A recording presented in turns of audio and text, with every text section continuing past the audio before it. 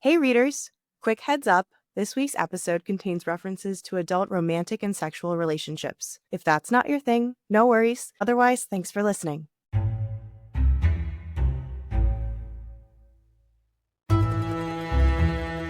Welcome to Paperback Pleasures. I'm Annabel. And I'm Romy. We're here to talk all things romance literature, from the origin of erotica To the swoon-worthy classics to modern romantasy sagas, and everything in between, one book at a time.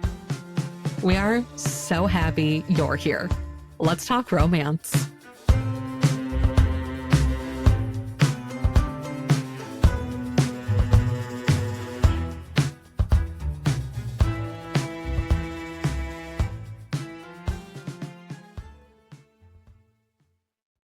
I have a first of all. It's been so long and you're starting us off with not the normal format? Are you serious?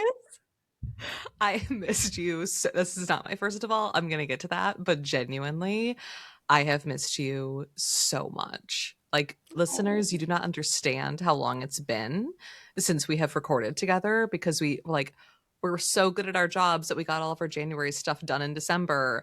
And then I was listening to us releasing these episodes in January being like 2026 is going to be everything. I was like, oh, we really did not predict the mood. It was not the move. It was not the mood. 2026 is not everything. And here we are. Welcome to February. My first of all is that this year I have the best Valentine's Day plan. And I never say that because I don't really give a shit about Valentine's Day. Wow. So it's like Valentine's and not Galentine's? Well, I'm also having a Galentine's Day. Okay. All right. But the Valentine's Day plans are incredible. Knowing you, I feel like it might be literary and or Lord of the Rings related. So, okay, very, very, very good guesses. Surprisingly, no. Who are And you?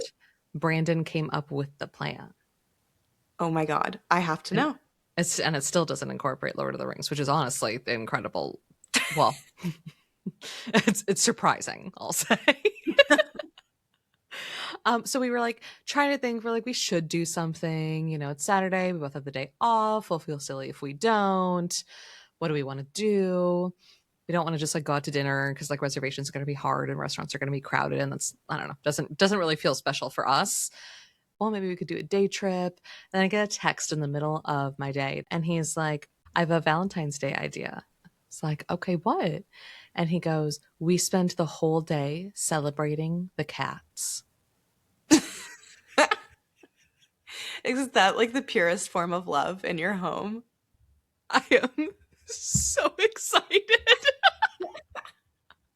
And we're gonna make a nice dinner like we always do. But like, What does this look like? I think we're gonna go on a little kitty shopping spree.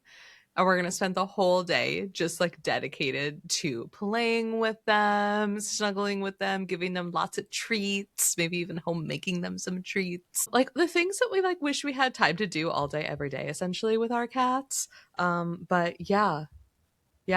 I mean, the fact that 5 years ago Brandon didn't have any pets and now he has become like cat daddy extraordinaire just because he met me. It's beautiful. And like it's not like waning at all. Oh, Like thank God. yeah, right? So, it's like it's like a serious concern. Yeah. The power of love is sustained and it goes to all of the cats and to you This episode is dedicated to all of the cat parents out there. and the dog parents And you know, just all the pet parents.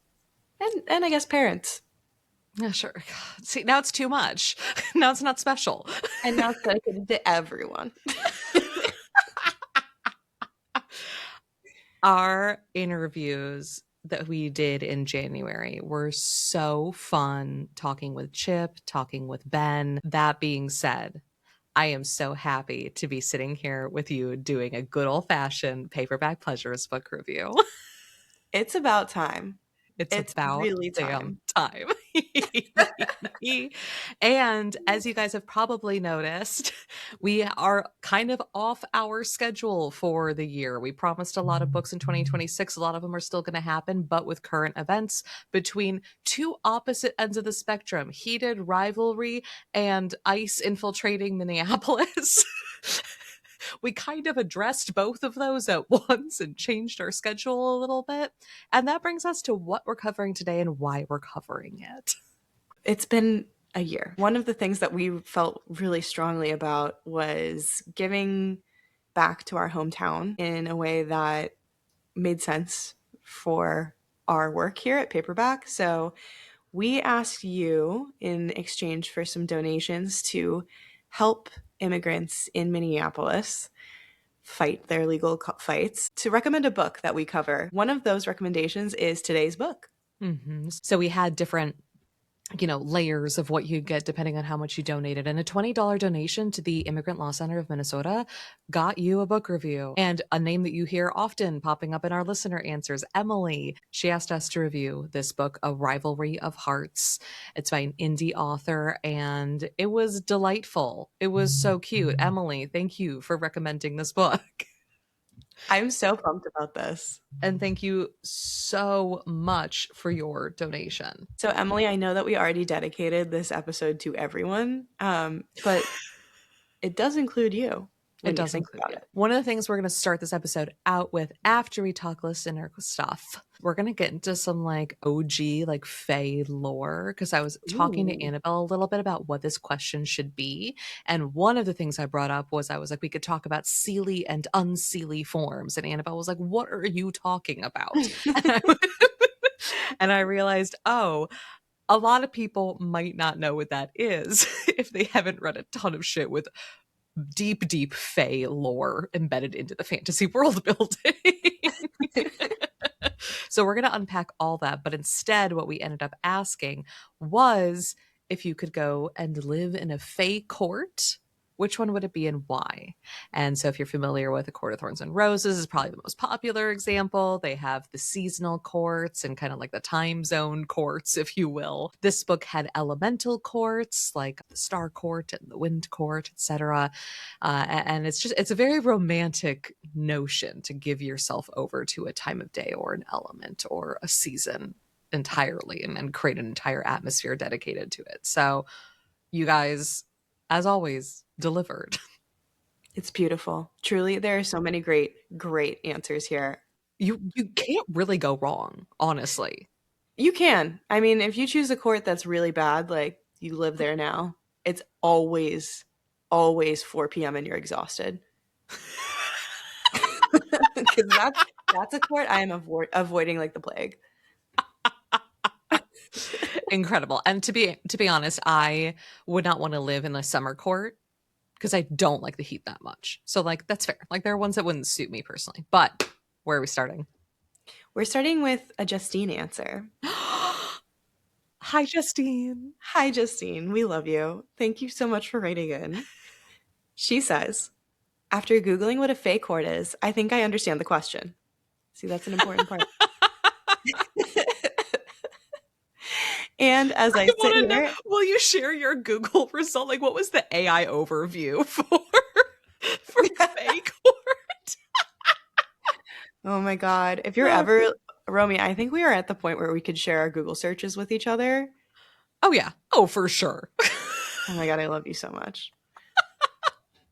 Justine, I'm really glad that we made your Google searches. She says, and as I sit here at 5:17 in the morning, drinking my coffee and enjoying the singular hour and a half I have before the kids get up and my day begins and juice needs to be poured and the emails returned, I realize that I live in the time of day court, especially the early birds, not those damn egotistical, melatonin-deprived night owls. They can go straight to hell in their LED-lined wings. Damn. Justine is coming for the night court. I love it. As they brag about surviving the day on 3 hours of sleep and shotgunning a Red Bull for breakfast. Oh my God. Justine is out for blood. I love this so much. much. She says, I do suppose it's true that instead of fighting each other, our true enemies should be the daylight and all those winged corporate assholes always flipping us the jaybird and pressuring us to get those worms. And I do suppose it's true that we both hold dominion under a sky filled with stars. Stars. Still, go to bed already, you monsters. So I'm picturing Justine in like a dawn court, I you love that. know? Yeah, or like a relaxing morning court. A relaxing morning court sounds great. I would love to be there. Everyone's in pajamas. Everyone has big fuzzy slippers. Every day is a lazy Sunday morning. Mm.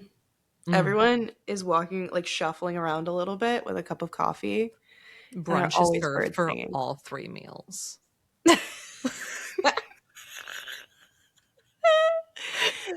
Romy's mom had this fake cup of coffee with a donut on it.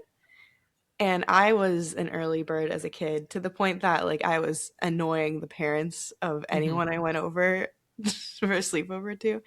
And I just remember being up at maybe like 4 in the morning and looking at that donut and being like, I really want to take it. I really want to take it. Did you And then ever I touched try? it. I Okay, you did touched it. touch it. It was not real. No. Nope. It was a little like I don't want to call it like a sculpture, but it was just like a very like hyper realistic donut and coffee thing that she would keep on the kitchen counter. And we were getting a bathroom redone or something in the house, and work people would be coming through the house all day. And eventually one guy, like 2 weeks in, was just like, ma'am, I gotta ask, are you ever gonna clean this up? She had a lot of fun showing him that it wasn't real. Oh my god. Emily, who recommended the book for today, said I would love a mid afternoon one as long as the weather was nice enough for just a t shirt and some jeans or maybe a nice sweater, one that is comfortable to stay inside or go out for a little bit. That perfect time of day and year where inside and outside are both equally comfortable is so, so, so special. That also reminds me of that scene in Miss Congeniality when he's like, what's your favorite date? She's like, all you need is a light jacket. Your ideal date. Incredible. I think it's is it April 27th? I don't remember. Something like that, yeah. Absolutely I incredible. know that I repost the meme every single year on the date. So we'll know soon. Chelsea and Tompkins wrote in. We love. Hi, Chelsea. And hi, Chelsea. Chelsea, thank you so much for sending all of the memes that you send us. I love Mhm. you so much. Truly, truly elevates my state of being. Me too. Me too. She says, some kind of sea themed court. Take me to the Mm. mermaids and the mermen, where we swim with the fishies and dry off in the sand and sun, and the ocean brings me gadgets and gizmos. I've got 20 so far. Gadgets and gizmos galore. Oh, that's lovely. Chelsea's going to live out her Little Mermaid dreams. The Oh, ocean courts are so, so beautiful. so Oh, salty. so salty. Mike's answer is concise. He says, I don't know if there's a twilight or midnight court, which, hey, there can be. Absolutely. There's a night court, a twilight court. That would be very romantic. A twilight or midnight court. And then he goes into the OG Fae lore. So thank you, Mike, for knowing what's up. He says probably the unseelie. And so remember that when I explain what the unseelie is later, remember Mike's answer for that.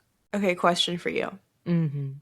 Who is king of the Twilight Court? Is it Jacob or Edward? Jacob, obviously. No, because I will say Edward does have the what's the word I'm looking for? Not like ownership. I feel like he has the temperament of a Fae. He definitely does, mostly because he's really arrogant and a control freak and really old, which lends itself to the Fae beautifully. You're just so old. You should be basically a Fae. No, but I feel like he has like the monopoly on like the whole like broody Twilight thing. I feel like Jacob is more of like a summer court, Mm. you Mm-hmm. know? Mm-hmm, mm-hmm. Maybe like a new moon court. Oh, shut the fuck up.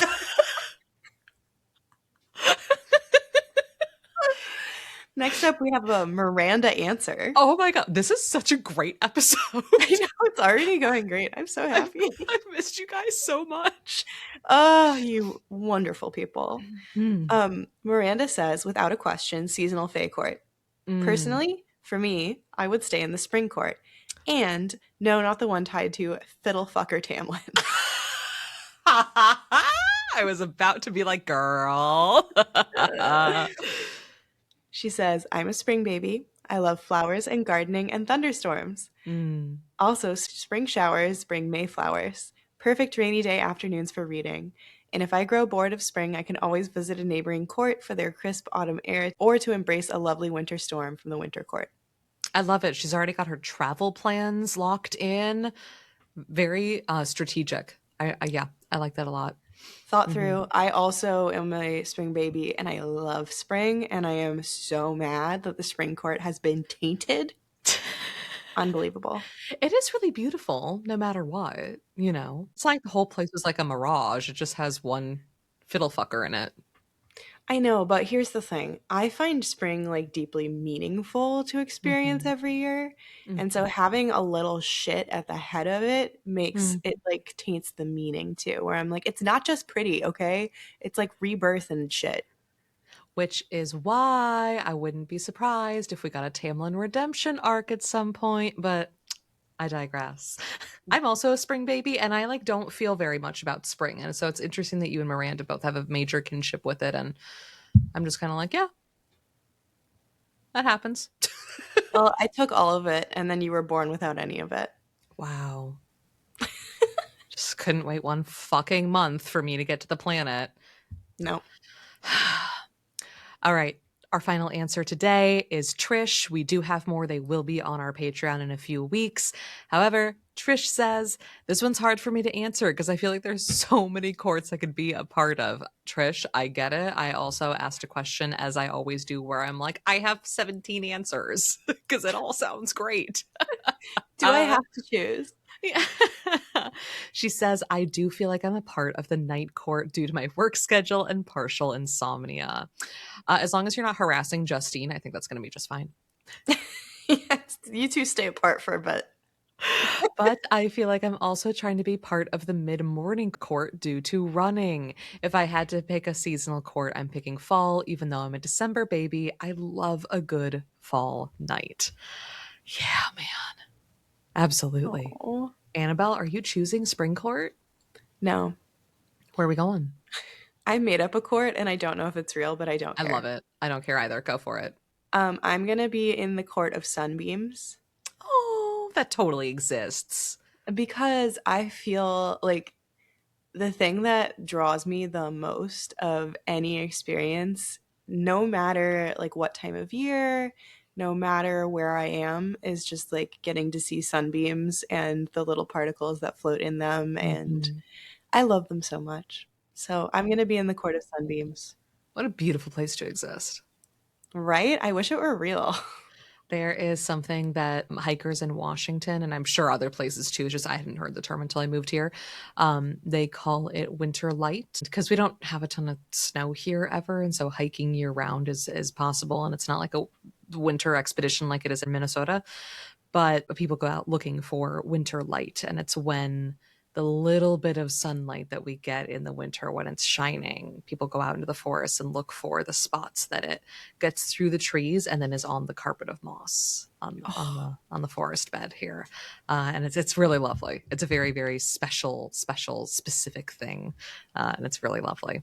Hmm. The Sunbeam Court sounds like something that would have been in the universe that we're talking about today because she had a lot of different ways of going about the courts. But one of my favorite ones, we were only in for a little bit, but it's the Wind Court. Ooh. And like, this sounds so stupid, but I really love the wind. Like, I really love kind of getting the shit beat out of me by Mother Nature. I love a strong, blustery wind. I love, I love that, like, when I'm hiking or standing at an outlook, the wind that comes through the trees is also what I'm experiencing. Like, there's just something really grounding about it for me. And I know that I sound crazy and woo woo, but hey, It makes me feel things, and in this time and era of our culture and society, I'm taking that with me. Not crazy and woo woo. I love that, and I feel that too. I would love if you could somehow insert the boomerang of us in the wind. I will absolutely, if you are watching on YouTube, if I'm doing my job right, you are seeing Annabelle and I on the ferry from Boston to Provincetown. Yep. Yeah, Boston to P Town. And we decided to go outside to get some fresh air. We got we got whipped in the face by the wind. I loved it. I loved it. Okay, so Annabelle, talk to me a little bit about when you think Fae, what do you think of? Like, what comes to mind? What do you know about the Fae? So I think of a couple different things. Mm-hmm. There's a part of me that's always like fairies, and I Mm-hmm. think of the like photo scandal with Sir Arthur Oh, Conan yeah. Doyle and the two little girls. Mm-hmm. And I think of all of the like fairy flower books that I grew up with and Yeah. the different kinds of fairies that stayed in different flowers. And I also think of the darker side of the fae, which I think of like Jonathan Strange and Mr. Norrell, these Mm-hmm. beings that are not to be trusted and to try to trick human beings. So I kind of think of like flit flit fairy, wonderful, and scary scary fairy, don't eat their food. And then sort of like in the middle is more of like the court of thorns and roses, like beings that have lived for a long time but aren't necessarily like inherently good or bad. Mm-hmm. Mm-hmm. Yeah. Almost everything you said was part of all of that original lore. The big split in the road is that fae and fairies are actually completely different, which is interesting. So, cultures that have fairies, the smaller winged creatures, whether they're mischievous or helpful or changeling, those have always been culturally completely different than the stories of the fae and detached from the stories of the fae, which I learned during my research. Then how do I associate them at all? No, What I the think it's really hell? normal. I think it's really normal. That folklore is just not rooted in America. So Fae lore is mostly rooted in Celtic, like Scottish Celtic, and Germanic traditions. Very, very different from fairies.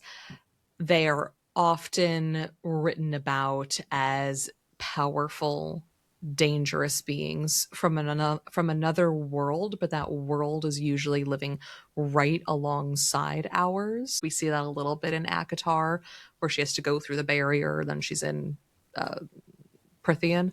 I haven't read that book in so long. I'm trying to remember all the words. There are a lot. They're often, as most ancient beings are, morally gray because they've been alive for a long time. And they are known for their bargains and their trickery. So you mentioned one, never eating the food. Do you know why you're not supposed to eat fae food? If you eat fae food, my understanding is they have power over you, and then you get stuck. Yes, yeah. So that's the big part is that you will get stuck in their world. There's also on top of that, beware of the Fey wine. One I never heard of until I was doing this research is I never thank them. They take it as an insult. That's so confusing. I know. I was like, okay. And never tell them your true name. That one I knew. It's very Rumpelstiltskin. Hmm. There's a ton of different weaknesses depending on which branch of folklore you're climbing out on for this. A lot of them are like certain trees. Iron is a popular one. And the most common types of fae that we see in folklore popping up across Scotland and Germany are brownies, banshees, and leprechauns, which are all considered fae creatures. That makes sense. Yeah. So in a lot of stories, they can't lie. Fae cannot tell a lie. So words carry a lot of power. There's large threads of deception that can be woven within the wordplay, in Fae stories. And so that's where the whole like the bargain comes into it. Yes, you raised your hand. Okay. In the spirit of no deception and all words should be true, I have something to admit that I've never admitted before. Ooh, let's do it. What is it? For a really, really, really, really, really long time, I thought a banshee was a kind of monkey. And so when someone said screaming like a banshee, I pictured in my head a monkey screaming. Like a howler monkey? Yeah. Yeah, no, that makes sense. Okay. But they're not, and I know that, and No, they're not. I've known that for a little bit now, but I felt I should come clean because I was like, I do know what a banshee is, but I that is a recent development How recent? within the last year. Oh, Annabelle. Oh.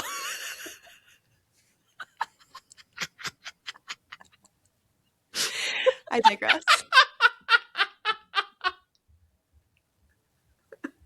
Oh. Wow. Don't worry You're about so, that. you're so pretty. It's okay. You're too pretty to be smart. I'm crying. So anyway, the Fae are very clever.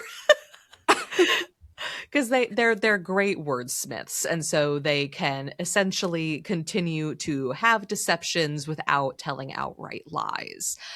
And that's where the whole like beware of the Fae bargain comes in, because at one point, even in this book, there was one character was like, I bid my heart, and then somebody had to step in and be like, let's put some footnotes on that, because if the auctioneer decides to take it literally, we're in a problem. You're not going to be able to live. Exactly. It's not romantic, it's gruesome. And so there were some pokes to that within this as well. Let's talk about the courts, the autumn, winter, solar, etc. I'm not sure where that first originated. The traditional folklore Fae courts are Seelie and Unseelie. And so the Seelie court is known for being very blessed, very happy. It's associated with light and summer and like benevolent mischief, like funsies, like little like harmless pranks. The people who live there are very beautiful, high ranking. Think Galadriel. Okay, Like I'm there. Galadriel, the elves, they are our Seelie Fae. The Unseelie courts, however, are associated with unhappiness and darkness and winter, which like fuck off. I love winter. Okay, but things get weird in winter sometimes. The Unseelie Fae are known for actively harming humans, stealing souls, kind of just casually causing havoc everywhere. It's kind of like if you're thinking of like the Norse pantheon, like Loki, trickster Yikes. gods, etc. They are described as being more cruel and monstrous, especially in the forms they take. And so they're what would be considered by most as more grotesque, like goblins, etc. Oh, that's so helpful because you know that if it's a pretty person, you can trust them. Exactly. Yep. That's so crappy. Okay, sorry. Yep. It's almost like these are themes we've seen throughout folklore for centuries. They need to Beauty and the Beast this shit. Well, that's exactly what Sarah J. Maas did for A Court of Thorns and Roses. If you That's haven't true. read it or you didn't realize while you were reading it, that is a Beauty and the Beast retelling. The first book is. In A Court of Thorns and Roses and the rest of that universe, I'm trying to remember what they call it. It's like Upper Fae and Lower Fae or something like Hi, that. Faye. High Fae and Lower Fae. Thank you. The Lower Fae are what would be in the kind of correlation would be the Unseelie. So they have more outlandish forms. They're not as humanoid. So that's kind of how she took that on. In the book we're talking about today, A Rivalry of Hearts, every Fae being has two forms, a Seelie and an Unseelie. And so the Seelie form tends to be more humanoid. And it can be a humanoid with antlers still. It doesn't have to just exactly be a human. Still has the pointed ears and some other characteristics. And the Unseelie form is not like the Dr. Jekyll and Mr. Hyde type of thing. It's not an evil version. It's just their Fae form. For some of them, like one of the characters is a pine marten almost the whole book because that's her Unseelie form and that's where she's most comfortable. So That's so Daphne cool. hangs out. There's a talking pine marten. Fun. um, others turn into deers. Others, like, it's a very like small transition. Eyelash turn into flower petals, or like, small things like that. And so when we talk about Seelie and unseelie in this context, it's pretty different than that original lore. Yeah. What a cool way to take it, though. Yeah, I thought it was really, really nice. Other things carried from that lore into this book is that theme of fey deception and lying and bargaining, because one of the characters is fey and one of the characters is human. There's a fey bargain that is struck early on that kind of launches the plot in between our two main characters. With that, let's just jump right into the synopsis. Oh, I'm so excited. I love a bargain as a plot Mm. device. This is going to be so fun. I'm excited to talk to you about that. Two rival writers, one prestigious publishing contract, a bargain of hearts, and desire. They say never bargain with the Fae. They also say don't get drunk on Fae wine. Yet, romance author Edwina Danforth has managed to blunder with both on her first visit to the infamous Fae lands. Now she's trapped in a magic-fueled bet she barely remembers with a man she'd be happier to forget. The terms? Whoever can bet the most lovers during their month-long dueling book tour wins a coveted publishing contract. The win should be easy for Edwina. She's known for penning scintillating tales of whirlwind romance. There's just one problem. Her imagination vastly exceeds her bedroom experience. But when failure means plummeting her career back into obscurity, losing isn't an option. Her handsome Fae rival William Haywood poses an even greater challenge. Not only are his looks as aggravatingly perfect as his track record behind closed doors, but he has his own reasons for playing to win. And he won't go down without a fight. Unless, of course, it's a different kind of going down. In that case, he's fair game. Edwina and William clash in a rivalry of romance. But what happens when their objects of desire turn out to be each other? Ooh. This is so fun. Yeah, that's a cute synopsis. Oh, I'm so excited to hear about this. Let's start with tropes. From that, what did you glean? What do you think we're going to get? I mean, enemies to lovers, it Mm-hmm, seems. mm-hmm, Very, mm-hmm. very obvious. I love a bargain as a plot framing device. I think it's great. That's so fun. I'm seeing professional rivals. Mm-hmm. Uh, Mm-hmm.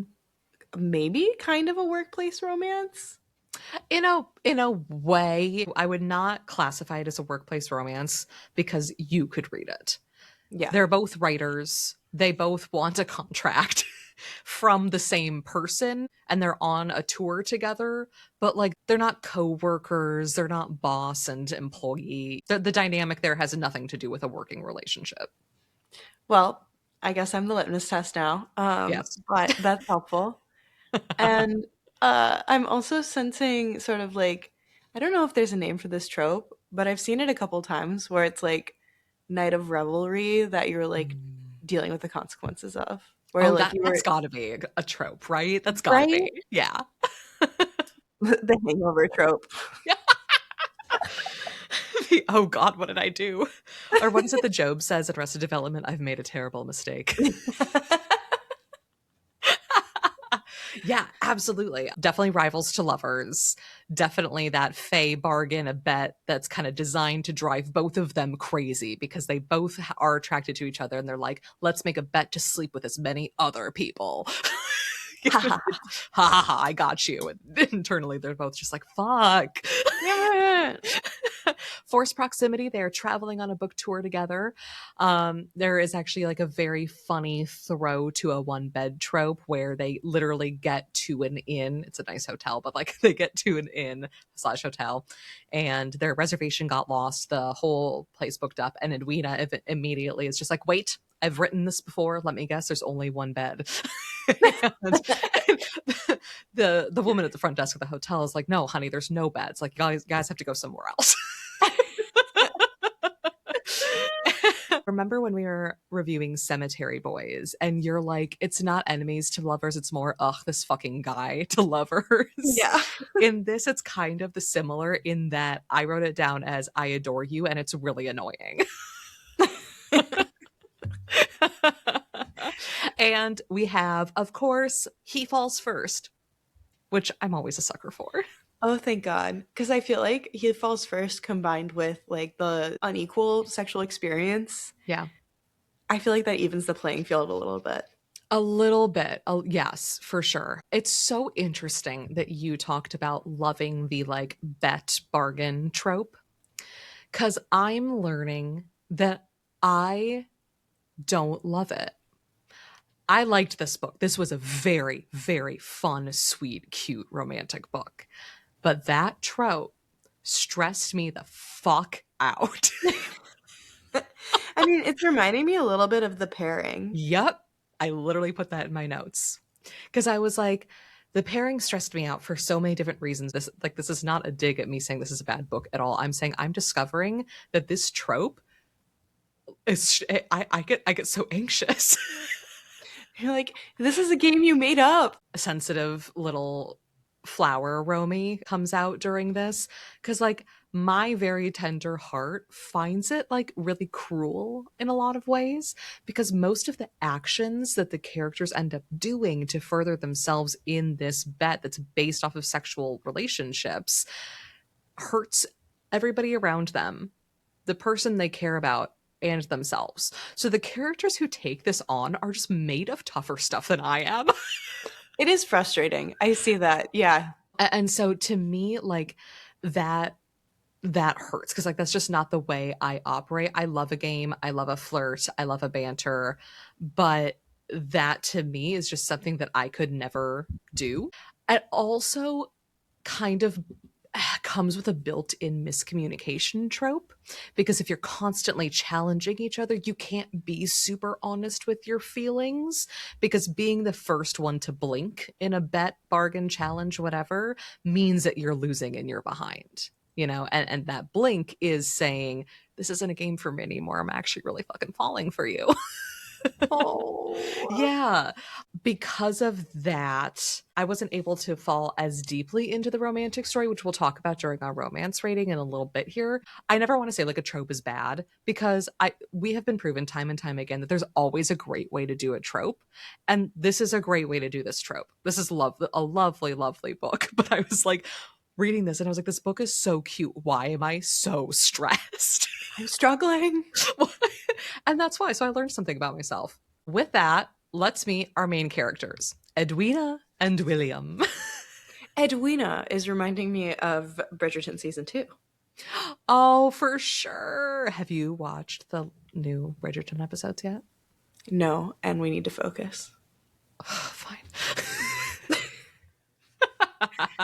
So our main characters are two really flawed people, which you know I love. I love it when our MCs they got to grow on you a little bit. You know, they kind of got to be barnacles. Barnacles. Ugh.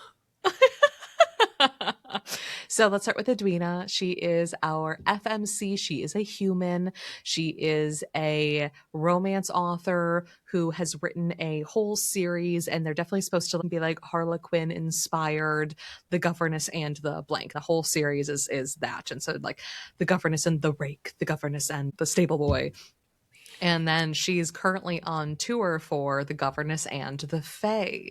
And so that's how she ends up in our setting, which is, I want to say, country, realm, region of Ferrovay. Her book took off over there, like it didn't in Breton, which is the UK in this book.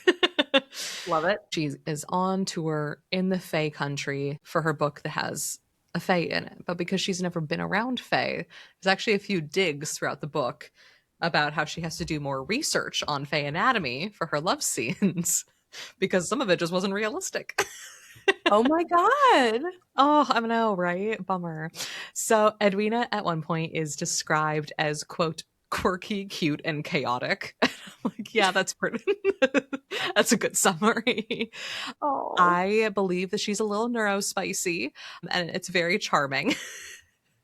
Aw. She does get in her own way a lot, which can be a little frustrating. She's extremely stubborn. She doesn't really know when to back down and when to stop prioritizing herself and her goals, which is what a lot of her stubbornness drives, maybe not for the best reasons always. She is very career minded. She has zero interest in relationships or matrimony. This kind of takes place in a society that's more like Elizabethan in a way. She's already considered a spinster in her. I think she's 29. She's considered a spinster because she's just not interested in getting married. She really loves her craft and wants to be an author and support herself. Good for her. There's a great quote that I've pulled from this, and this kind of gave me Pride and Prejudice vibes. I was listening to the audiobook of this on my commutes over the last 2 weeks, and the narrator said this, and I was like, God, I feel like I'm like listening to Pride and Prejudice. Oh. This was in one of the first few pages of the book. It says, I've always maintained that a woman in possession of a vast imagination would want for nothing in life. She'd be superior to those with such fleeting virtues as wit, beauty, or accomplishment. The richest woman in the world, if only in her mind. Oh, I love that. There's this French song that has this lyric that reminds me of, which is like, I don't care about your Rolex. I drive a Porsche on my PlayStation. Like, sometimes it's not the things that you have in real life that are important. And it seems like this Edwina Absolutely. is very like imaginative and has built not only her own love stories throughout all of these Mhm. books, but also her own career out of her own imagination. Absolutely. And we are going to talk about just how present her imagination is when we talk about smut. But to round out Edwina, she's a little obtuse in that, and I don't mean that necessarily in a negative way. She's not great at understanding herself or her emotions or the emotions of those around her. Like, she does get to a point in the book where I didn't say found family trope for the book because by the end it's like the start of it's like the foundation of a found family by the end, and she's kind of finally realizing I've never prioritized friendships and relationships. Should probably actually start to do that. It's really good for me. Oh, And so that's kind of a journey we take with her. Let's talk about our MMC William. William! Yeah, so William is a fae male, I guess. It took me a long time to warm up to Will. Okay. He had to grow on me Like a barnacle. like a barnacle. Now I have to know what court he's from. I remember he went to university in the Solar Court. Oh, and then I think he also spent a lot of his childhood in the Spring Court. Okay. I think. Do you think the Spring Court Association may have biased you against him at all? No, because I don't think you learn that until like way later in the book, and I don't really care. I'm So, here for Tamlin getting the redemption arc. I'm just saying. well, you said you had a hard time with him. What I was did. what was Mhm. hard to get over? So this is going to take a little explaining. One thing that struck me about him immediately, I didn't love the way he treated a lot of women around him. Mm. And to me, that immediately, I'm very sensitive to that. Immediately, I was kind of like, okay, I'm watching you. What kind of character development are we going to get from you? There are a lot of great things about him. He's very protective by nature. That does make him a little bossy sometimes, but whatever. The man's got layers, Like an onion? like an onion, like an ogre. Okay, let's do it. So remember when earlier we were talking about how the Fae need to be very crafty when they are playing deception games because they cannot tell an outright lie. So that is a truth in this universe as well. That's so fun. But William lies a lot. How? Part of his life was a career as an actor. And so the way he's found around it is if he is playing a role, he can lie. Because the Fae still have entertainment. If they are actors assuming a role on stage, they can tell lies because it's part of the act. It's part of an art Mhm. form. So it takes us a long time to get to know who William actually is, even in his own POVs that we're reading. He uses his personas as William the actor and William the poet as a mask and a crutch for the vulnerable Will inside for many, many, many, many, many scenes and scenarios, which is really confusing for her as well, because she keeps seeing these glimpses of this like really like lovely, vulnerable man. And then the next he'll turn around, she'll be somebody completely different. And she's just like, I thought Faye couldn't lie. I don't understand what's happening. And so I did pull out one kind of excerpt from him too, and I shortened it a little bit, but it says, I shift uncomfortably in my seat, the blanket folded beside me. William the poet dreads our next stop, he has from the start. He hoped Edwina might never find out what awaits her there, because Winter Court is home to Edwina's biggest and most influential fan. William, the stage actor, dreads our destination just as much as the poet does, for how could he not resent both Edwina and her famous fan for the stage play that stole his career? Meanwhile, Will thinks Edwina is brilliant, beautiful, a thorn in his fucking side, yet somehow it's a delight. Oh. So it's complicated because there's all these parts of him that feel differently towards her. And sometimes when those other parts take over, he's a fucking dick. Like he calls her work smut and drivel. Like Unforgivable. Sorry. So like Will really had to grow on me. So his kind of place in this is he has hijacked her book tour because she's delayed by customs. So she misses the first few stops. Her publisher is like, what the fuck? Throws another successful guy, a poet, William, into this. And now they're competing for the contract at the end of it that was originally guaranteed to her. So also frustrating because she was delayed by a storm on the seas and then customs. And now she's suddenly competing for something that was a sure thing with a guy who's kind of a dick to her at the beginning. But again, when you get those glimpses of the real him, he is lovely. And that brings us to our romance rating. Now's a great time to shop indie. When you start a new 1 credit per month membership supporting local bookstores with Libro.fm, they'll give you 2 bonus audiobook credits at sign up. Join today and support this podcast at paperbackpleasures.com/Libro. That's paperbackpleasures.com/LIBRO. Thanks for listening.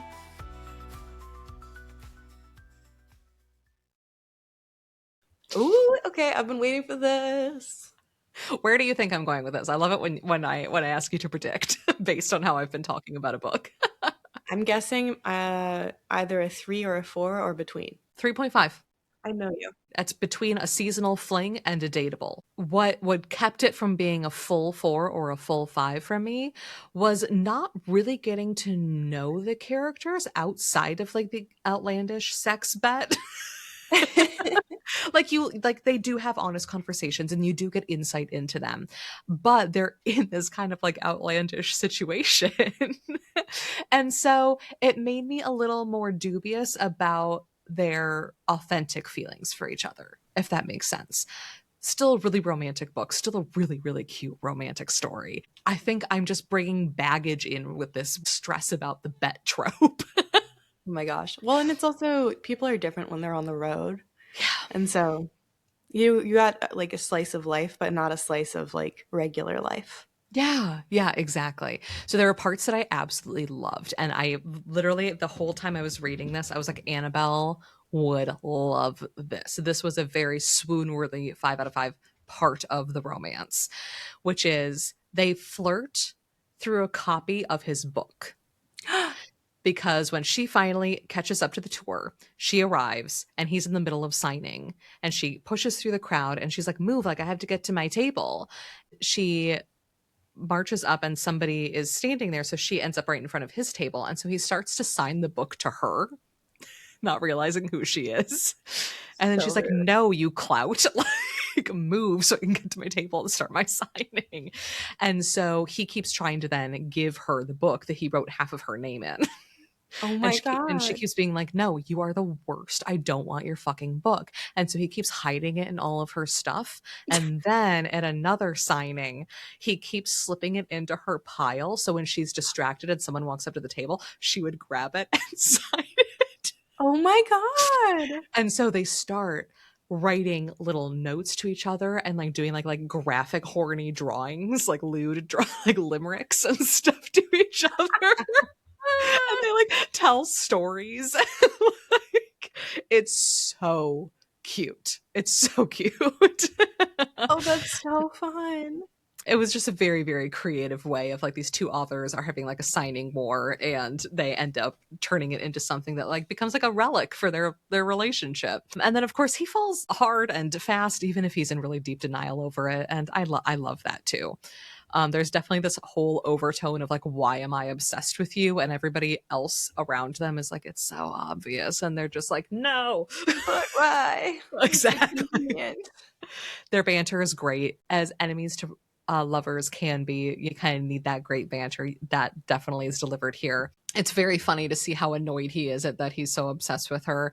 And they genuinely do start to fall for each other, even while they're focused on the traits that aren't necessarily like attractive or like best foot forward moments, like his arrogance, her stubbornness. And there are these moments that I really love. There's one of them where this is after he's slipped the book into her pile again, and she almost grabs it to give to one of her fans. From his perspective, it says, baring her teeth, she cuts me a murderous glare. Blooming hell. I could live for that look. Oh. But you know, again, the things that kept it from being a 5 out of 5 swoon-worthy for me, there was a lot of miscommunication with this bet trope. You do have a lot of moments when you're like, just fucking talk to each other. I am begging you. Yeah. I kind of explained William's whole thing, where real Will deep inside of him isn't somebody that he lets out very often. And you know, he has to, because they're going to fall in love. This is a romance. And so she eventually does get to see that side of him. And to me, I was just like, being the only person someone shows their true self to can be kind of a dangerous game. It's very isolating. Yeah. And so I would hope that him opening up to her leads for him opening up to a lot of other people too. So it's not just her. Also, like, this was so high stakes because of the bet. And I'm not going to tell like their motivations for why they each needed them. They both had really, really good reasons for needing to win this publishing contract. But the fact that like the people that were running the tour were there with them and were like, yes, this sex bet is totally legit. And if you win it, you will get the contract that determines your career and wealth. Romy, that's just fake culture, okay? And with that, smut. Well, I was gonna say, I feel like just based on the bet alone, there's a lot of sex here. No. I've been lied to. There's a lot of talk about sex. And you know what? I really, really loved it. That's almost hotter. It's fascinating, and I'm going to tell you why. So my rating for this, Smut-wise, was the same, 3.5 out of 5, between a jalapeno and a flaming hot on our little scale. This book has such an interesting relationship with sex. It's very primal, but at the same time, very academic. Huh. Both characters have a really complicated relationship with sex. And when I say sex, I'm talking about like all forms of intimacy, like sexual intimacy. On top of all that, there is so much sexual tension. Like, I got to a point where like if I was with them, I would have shoved them into a closet and like force fed them a 7 minutes in heaven situation, just to like be the spoon that like cracks the top of the creme brulee on the tension. The spoon that cracks the creme brulee. I love you. I don't know why I thought you were gonna say be the spoon that cracks the egg. But creme brulee is so much better. Thank you. Dessert is always on the mind over here. I love you.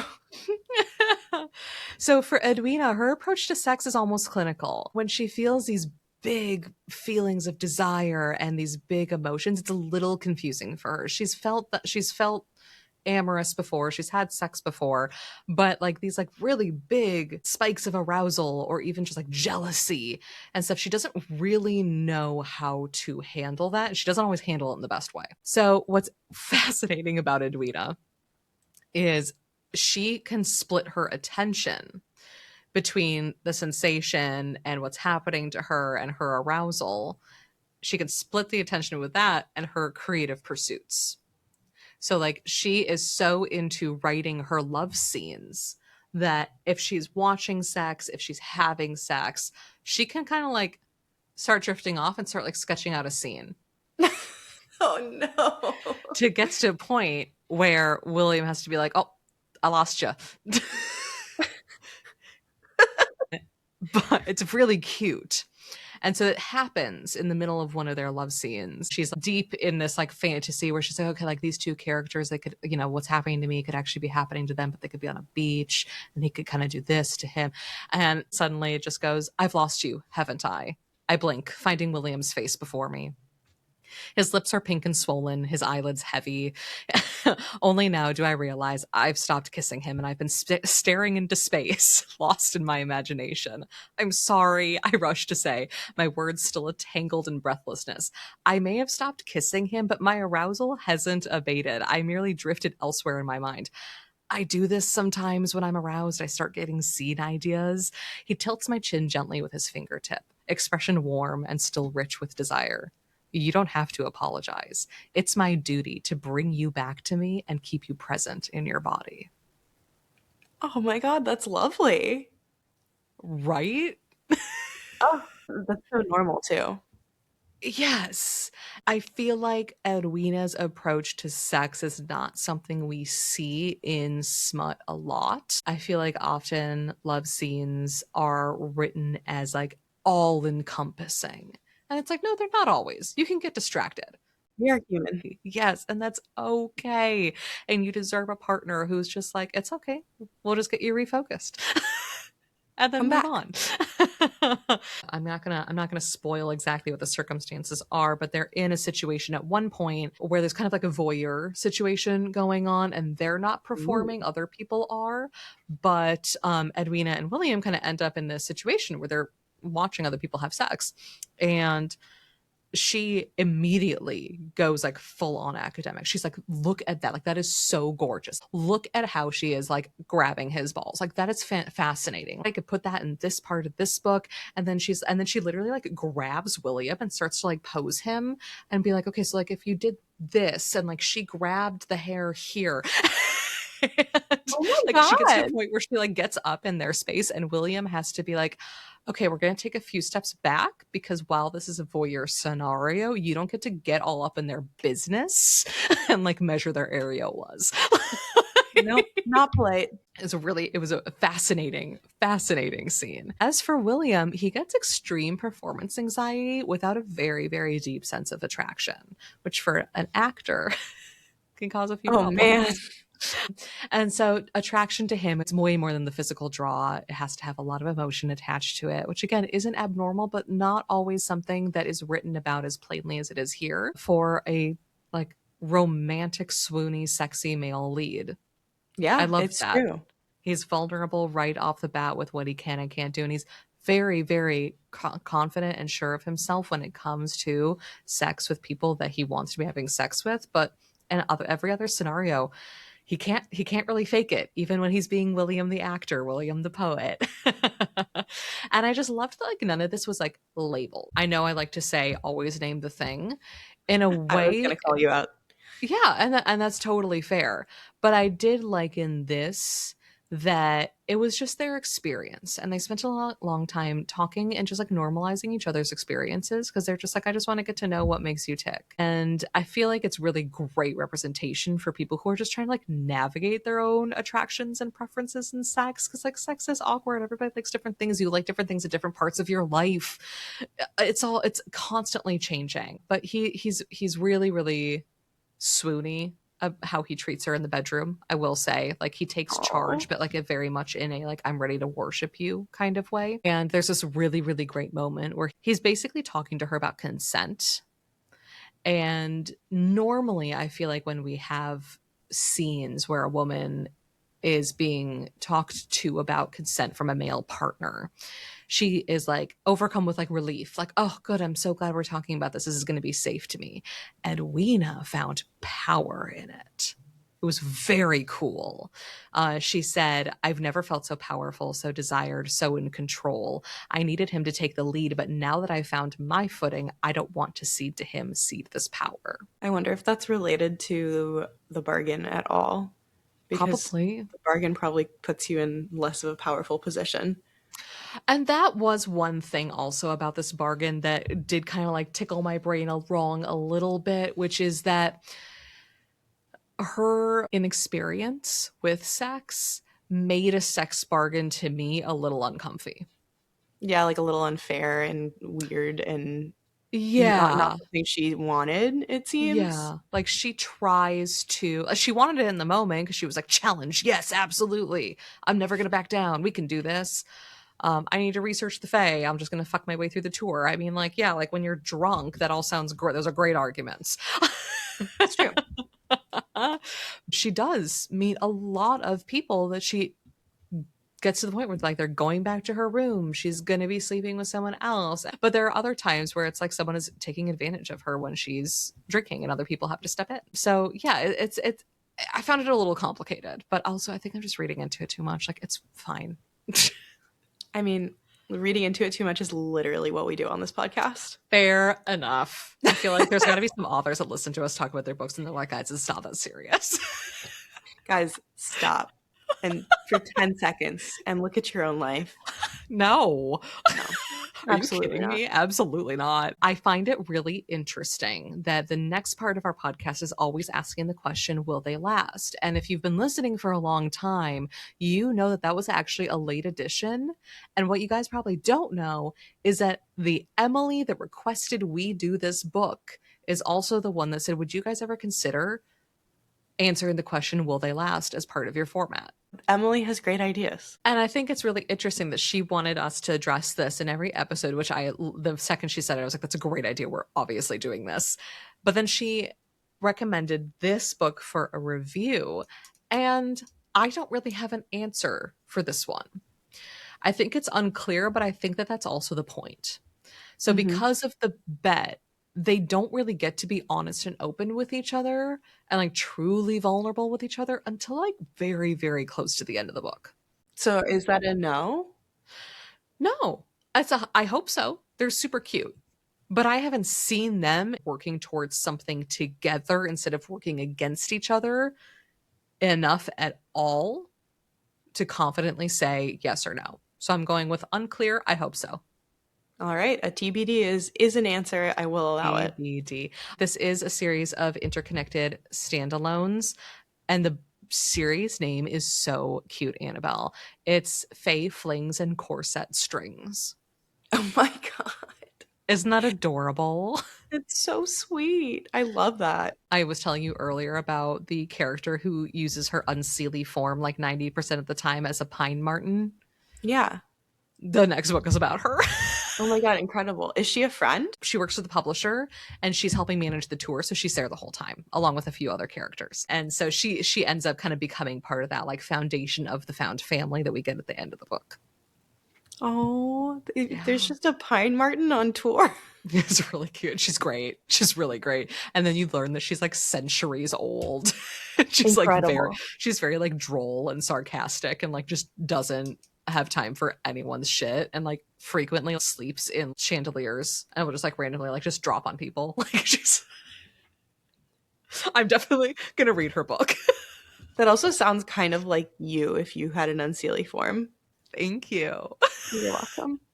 What would your unseelie form be? Golden retriever. Yeah. Yeah. Yeah. So we've got our first named female character outside of the main couple. Does this pass the Bechdel test? It does, because when she meets her fans, they're mostly women, they ask her all about her writing process and what she does and where she likes to travel and all that stuff. And so there are definitely conversations happening that aren't about men. Unfortunately, the people that own like the publishing company and the contracts and all that stuff that she's trying to get into, those are mostly run by men. And so like even when she's talking business with another female character, it still has to do with a man. But I think those times where she gets to talk with her fans about the romance and her writing process and stuff, that really gets us through. That's so cool. I Right. love that. Yeah. And so I'm assuming this hasn't been banned? This has not been banned.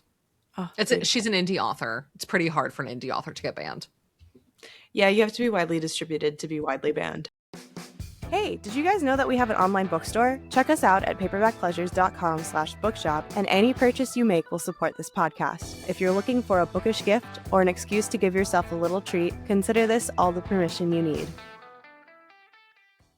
I mean, I know who I would take on a road trip at this point, but I also don't have the full cast of characters like you do. So who would you take on a road trip? Someone I haven't talked about yet. How does this keep happening? Always. I'm taking Zayn. They are Will's like BFF, and they're a famous opera singer, and they have gorgeous antlers, and they're just really fucking cool. There's just an opera singer on this tour. Yeah, they like all bump into each other. Oh my god, that's so fun. Okay, antlers in the car might be a little logistically tricky. So I already have a solution. Would you like to hear it? Are you taking like convertible? That's a much more reasonable solution than what I came up with.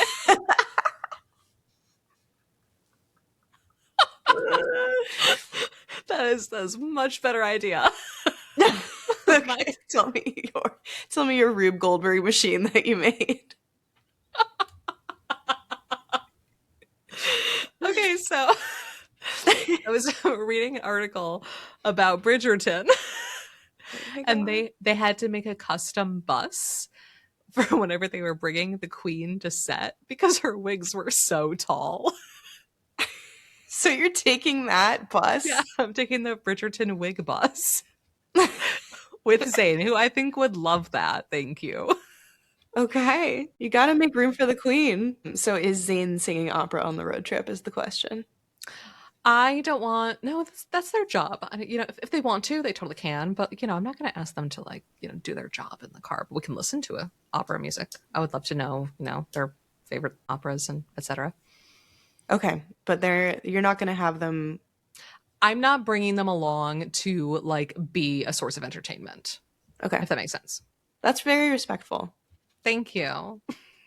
And I also think so is karaoke out of the question too, I guess? I can do car karaoke. I refuse to stand in front of a crowd and do karaoke. Noted. Mm-hmm. And now I know what I'm going to make you do for Valentine's Day. Nope. Absolutely not. All right. I want to hear a little bit about what you're leaving, and then I want to jump right into what you're taking. Great. I've touched on this already. I'm not going to spend more time on it. The sex bet / competition trope. I'm going to leave that behind for a little bit. It's just hard for me to handle. Love stories that are written in that it's 85% conflict, 15% kind of finally getting together. That's totally normal. A lot of romance books fall into that.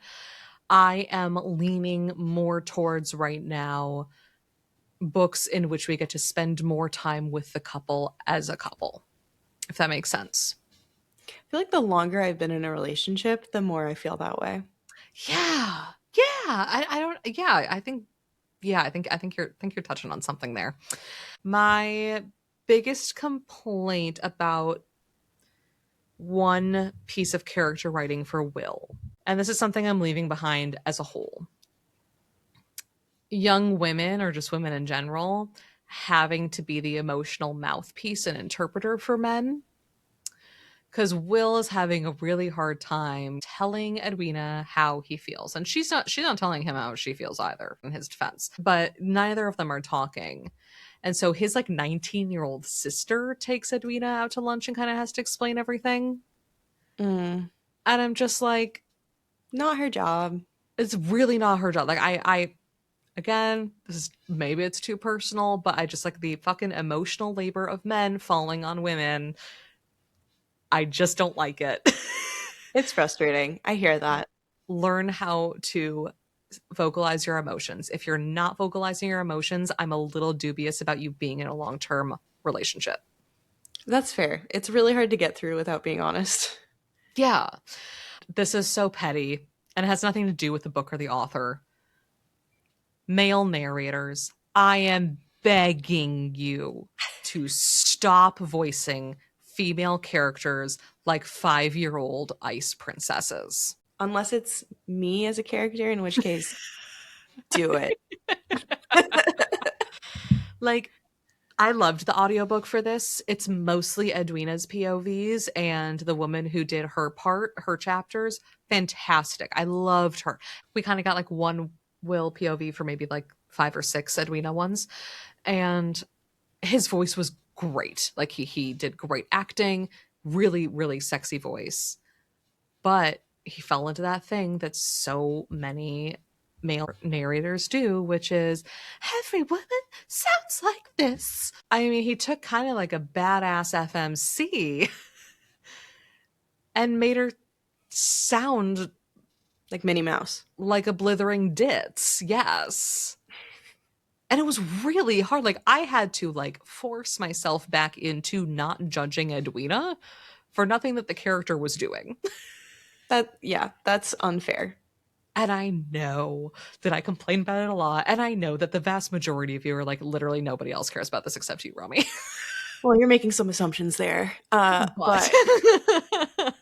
like, I know it doesn't bother other people as much as it bothers me. I'm sure there are people that do agree with me, but it just, the woman who narrated Edwina's chapters, she didn't change her voice much depending on the gender. And so going overboard to sound girly isn't doing the characters any favors. yeah, I hear you. And that can be confusing as a reader too. Yeah, that's all I'm leaving. For taking, I loved this world. I want to go to Fairway. Like, oh my gosh, like visiting all the courts was lovely. They went to the Wind Court, Solar Court, Winter, Star. The capital city of the Star Court was just like, oh my God, it sounded like such a dream. Oh, it sounded so beautiful. So I would love to just dive into this world. Beautiful, beautiful job. The smart banter, the unapologetically flawed characters, gold stars all around. I really loved the great writing around the like quote unquote atypical approaches to sex, basically things that we just like don't see represented a ton in romantasy, etc. Vulnerable characters. These characters were both very flawed and both deeply, deeply vulnerable, hurt people. and she didn't shy away from that, which I really, really respected. And then yeah, just really charming details in the fantasy world building. Like one of the first entrances we get to Edwina is she's running through the Wind Court. She's missed 2 of her tour stops. She's trying to catch up, and she got really lost because she asked a will-o'-the-wisp for directions. That will get you lost. So just very, very charming. And there was so much attention to detail between these courts. Like instead of just like going to like an autumn court where everything is fall all the time, which is beautiful. But you know, having a wind one, a star one, a solar one, and then a winter one as well, where there was like really, really specific things that just brought it more than just the season. She described how the architecture changes fundamentally depending on the needs of that season and the culture of the people there, etc. Like I really enjoyed it. I got sucked into the world. Fun. It really, really, really was. Yeah. See, when I'm falling asleep, I try to walk around worlds that I've read, and this sounds like lovely. a great place to do it. Yeah, yeah. Do you think you'll read this book? Yes, I do think I'll read this book. It sounds really fun. It was really cute. It was really cute. I'd be interested to know what you think of how the characters handle and navigate the bet. As somebody who tends to like that trope more than I do, I'd be really interested to hear your thoughts. Because like part of me was like, am I being harsh while reading this just because this is a trope I'm kind of uncomfortable with? Well, you know that I am a competitive bitch, so this is... I think you'll really like Edwina. Except when she gets in her own way. I think you'll really like her. So, I mean, other than me, who would you recommend this book to? If you're wanting a romantasy to fall into that's not as like extreme as like Fourth Wing and ACOTAR, where you have to dedicate so much time to a world, this is a great one. If you're a book nerd, you will find your inner Edwina. You know, she has big messy hair and she has to wear spectacles and she's kind of constantly a mess. But she loves her writing and she loves writing her smut. I would say this is also like a really good intro maybe to like light fantasy and light romantasy too. This would be a good one because you don't have to invest a ton into the world. I'm lucky that I had a bunch of like romantasy under my belt that had dealings with the Fae, so like a lot of this was already familiar to me. The author does a good job of explaining it. Oh, that's great.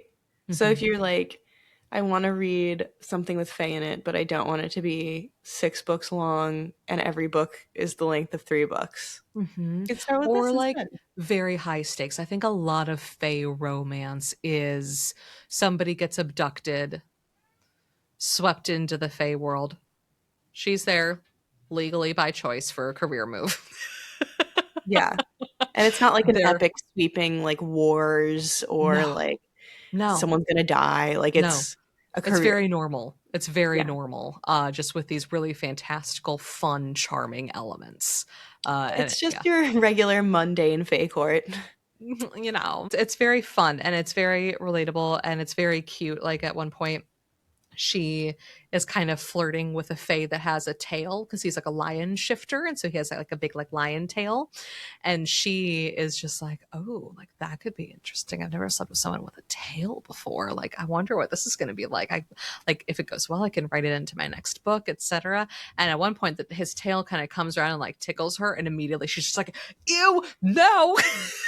I absolutely not. That was the worst. Red light. Oh. And so like it was fun because like you mentioned earlier, like I'm assuming this is a ton of crazy smut in this book, and it's like no, it's kind of her figuring out how vanilla she is. Well, because I mean, I think that there's something so real in that where like how you Yeah, imagine something being versus how it actually feels can be very different. yeah, especially when like we had a direct correlation in this universe is she's basically a paperback romance author. Like, she's writing the crazy little books that I love to collect where things are sweeping and crazy and everything is so high stakes emotion, and then she ends up in this really high stakes, high emotion bargain, and all the things that her characters would just jump into, she's just like, actually no, tails, not so sure. Yeah, just because you can write about something doesn't mean that it's what you Mhm. want. And yeah, and a fantasy can always just be that, a fantasy. I have plenty of fantasies where I'm just like, I don't need to do it. But it's fun to think about.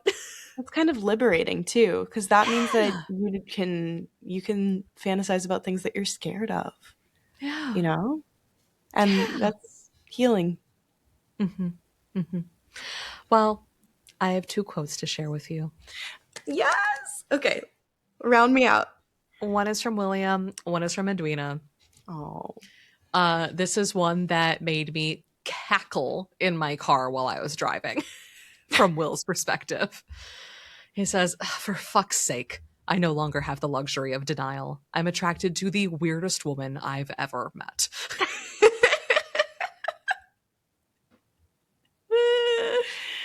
Which, like, Incredible.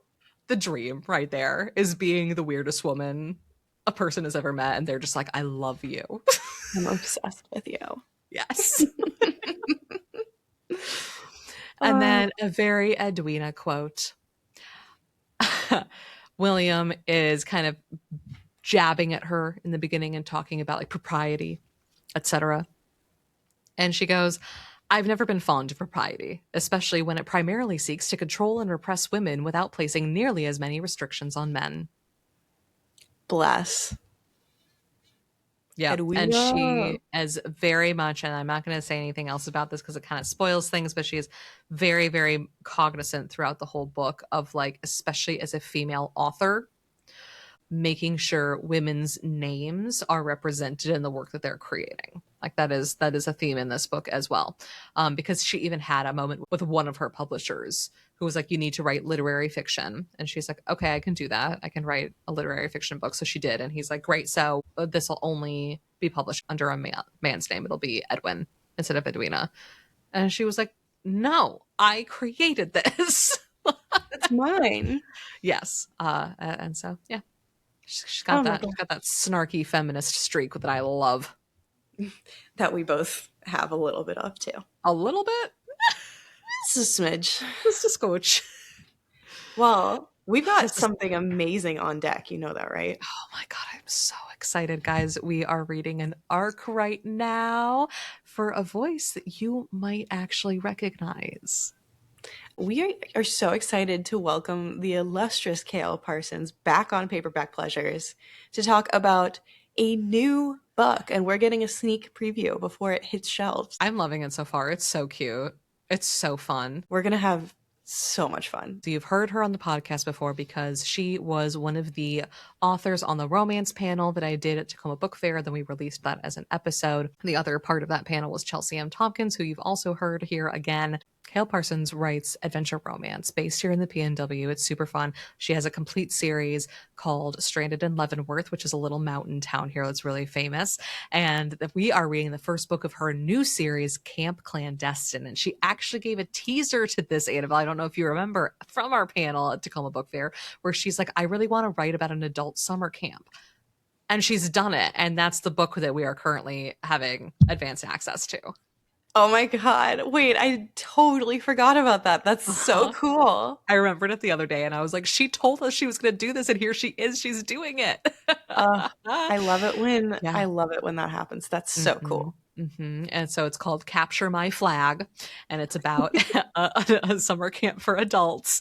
And it's a lot of fun so far. This is definitely not where I would go to fall in love. However, this is so up Annabelle's alley.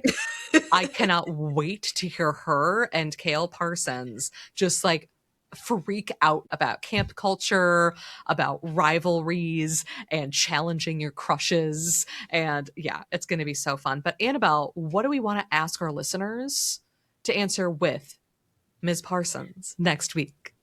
So what I want to know is if you could go to an adult summer camp, what activity would you want to make sure you do without any exceptions? Like, you see that on the schedule, you are signing up right the fuck away. I love this. This is so far out of my wheelhouse. I'm so excited. Well, you also know that, like, if it's something you really love, you could really meet someone amazing. Oh, I mean, yeah, there's already one character who just like spends the whole time hooking up with her camp crush. Like every single year they go and they just find each other. They don't go to any of the activities and they just fuck all over the camp. You saw fucking on the schedule and you were like, yep, that's me. Yep. It's good. And everyone else I know how to do. Everyone else was like, I'd rather horseback ride or underwater basket weave or do capture the flag. Nope.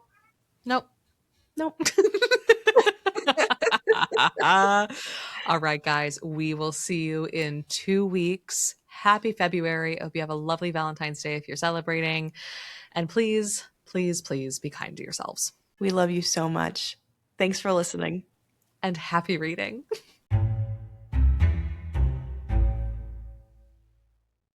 Thanks so much for listening to another episode of Paperback Pleasures. If you have a moment, please consider liking, subscribing, rating, or leaving a review wherever you're listening. A few clicks on your end make a world of difference for us. It is truly the best way to support us.